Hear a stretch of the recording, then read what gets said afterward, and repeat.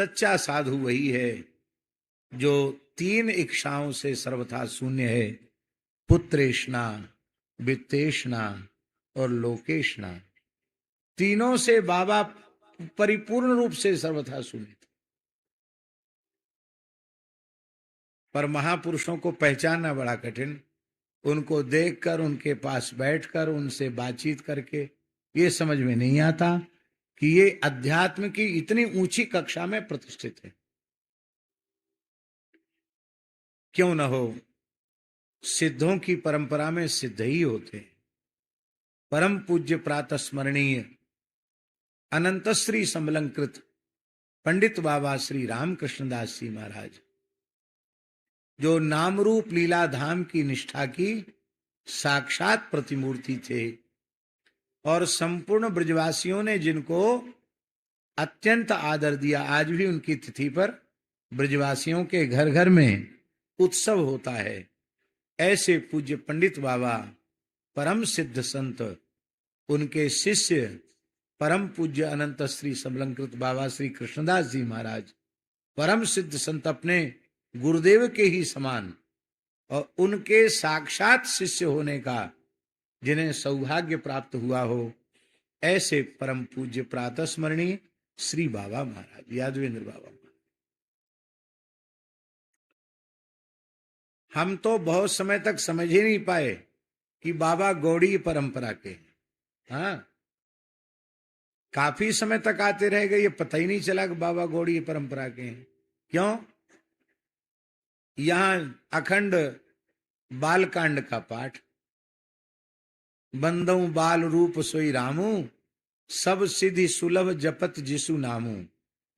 कहते बड़े ठाकुर सो काम ना है, हाँ, बड़ी कुरजाए हुए में बहुत कष्ट आवे, और छोटे छोटे बालक को का एक लड़ुआ दे दो राजी, एक बर्फी दे दो राजी, एक टॉफी दे दो छोटो बालक राजी। तो कहते बंधु बाल रूप सोई रामू, ये बहुत जल्दी रीझ जाते हैं और इनकी सब सिद्धि सुलभ जपत जिसु नामू। इसी का संपुट लगा करके कोई आता, बाबा हम बड़े दुखी हैं, बोले हम बालकांड सुनाओ, इसी का संपुट लगा करके। तो निरंतर बालकांड का पाठ होता हो और बाबा कोई ऐसी ब्रजवासी रज का तिलक रख लेते, ऐसे कोई व्यवस्थित तिलक बाबा लगाते नहीं थे। तो कैसे पता पड़े कि बाबा गौड़ी परंपरा के महात्मा हैं? लेकिन वे परम सिद्ध संत थे। संत थे कहना तो अच्छा नहीं है, अभी भी हैं। उस समय प्रकट रूप में थे, इस समय अप्रकट रूप में हैं, पर बाबा विराजमान हैं। वृंदावन के संत भला वृंदावन छोड़ के कहां जाएंगे? बाबा श्री ठाकुर जी की, श्री जी की नित्य सन्निधि में विराजमान है। प्रकट दिव्य वृंदावन का उन्होंने दर्शन किया। पूज्य बक्सर वाले मामा जी ने भी यहां आकर कथा करी। मामा जी यहां आते थे बाबा का दर्शन करने, और जब ये दुर्घटना हुई है मामा जी के शरीर की, उस समय मामा जी यहां होते हुए गए। बाबा ने बुलाया और आपको स्मरण होगा कि बाबा ने आज्ञा की मत जा,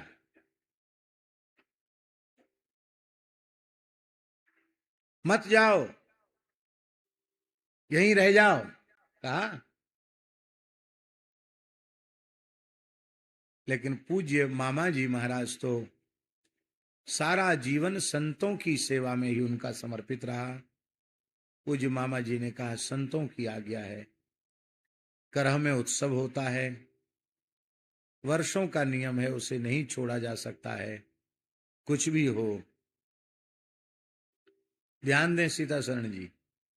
फिर बाबा ने कहा तो ठीक है, जाए तो रहे होए, पर वहां ते कहूं मत जइयो, वहां से कहीं मत जाना। लेकिन फिर जिन संत ने आग्रह किया, उन्होंने, मामा जी ने कहा मैं नहीं जा सकता हूं, मुझे आज्ञा नहीं है।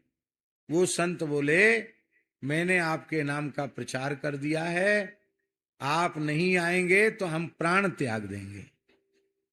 मामा जी कोमल हृदय के संत वो व्याकुल हो गए, बोले जब अब चाहे हमारे जो होना हो सो हो, आप प्राण मत त्यागो हमारा।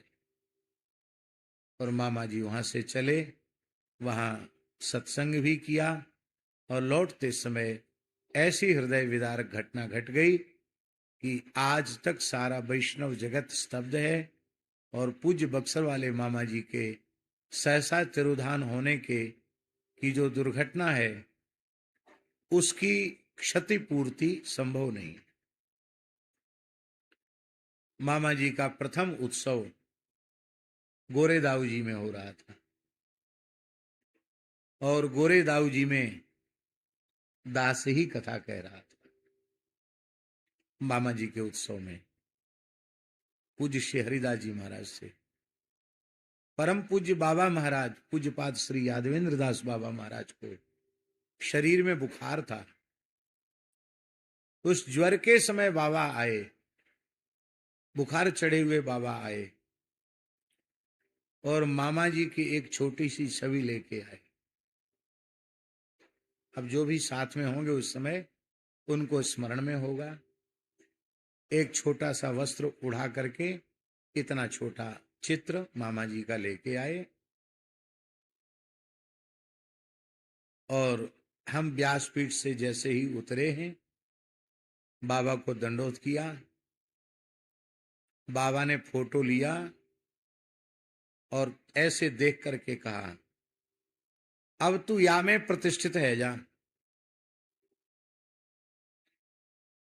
ऐसे बोलते थे वो और बोले हमने प्रतिष्ठा कर दी है।